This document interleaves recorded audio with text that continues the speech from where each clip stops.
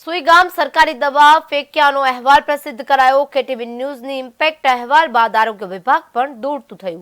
તંત્રએ સ્થળ પરથી સરકારી દવાનો જથ્થો ઉઠાવ્યો। જાગૃત નાગરિકે આરોગ્ય વિભાગ પર લગાવ્યા ગંભીર આક્ષેપ। સરકારી દવાનો જથ્થો ઉઠાવ્યો। જાગૃત નાગરિકે આરોગ્ય વિભાગ પર અનેક સવાલો કર્યા છે, આક્ષેપ કર્યા છે, ગંભીર આક્ષેપ કરવામાં આવ્યા છે।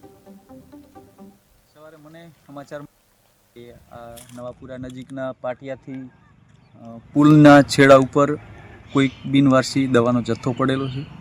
મેં સવારે આવીને જોયું હતું અહીં, અને મોટી માત્રામાં અહીં ઢગલો પડ્યો હતો। ટેબ્લેટ હતી, પાઉચ હતા, પછી એની અંદર બોટલ પણ હતી, ઓઆરએસના પેકેટ હતા, અને લોહી લેવાની સિરિંજો આવે સિરિંજો પણ હતી, અને ખૂબ મોટી માત્રામાં જથ્થો પડેલો હતો। પણ અત્યારે જોયું કે અહીંથી બધો જ પુરાવાનો નાશ કરવા માટે જે તે આરોગ્ય કર્મચારીઓએ અહીં જથ્થો નાખી ગયા હતા, એમનો બચાવ કરવા માટે અહીંથી સ્થળ ઉપરથી બધો જ વસ્તુ લઈ ગયા છે અને ગમે એ જગ્યાએ બીજી જગ્યાએ નિકાલ કરી દીધો છે। અને મેં જોયું અને મને જાણવા મળ્યું કે છેલ્લા 1 મહિનાથી આ જગ્યા ઉપર પડેલું હતું, કેમ કે હજુ એની જગ્યાએ જે બોક્સ હતા, બોક્સના વેસ્ટ માલ પણ પડ્યો હતો। એટલે એ જોતાં 1 મહિના પહેલાં આ લોકોએ અહીં નાખી દીધું હોય એવું લાગ્યું હતું।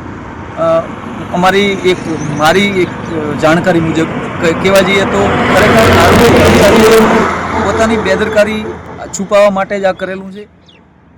એક્સપાયરી ડેટની દવાઓ હતી, અને ખાસ વસ્તુ એમાં એક નોંધવા જેવી બાબત છે કે આરોગ્ય કર્મચારીઓ મોટા ભાગના કાગળ ઉપર જ કામગીરી કરે છે, સ્થળ ઉપર કામગીરી કરતા નથી। અને જો કદાચ સ્થળ ઉપર કામગીરી કરતા હોત તો આટલી મોટી જથ્થાની અંદર દવાની કે ગોળીઓ એમના પાસે સ્ટોકમાં પડી ના રહી હોત, આમ નાગરિકો સુધી પહોંચી હોત। અને નથી પહોંચી એનું એક જ કારણ છે કે એ લોકો કામ ચોરી કરી રહ્યા છે, માત્ર કાગળ ઉપર જ કામ બતાવી રહ્યા છે।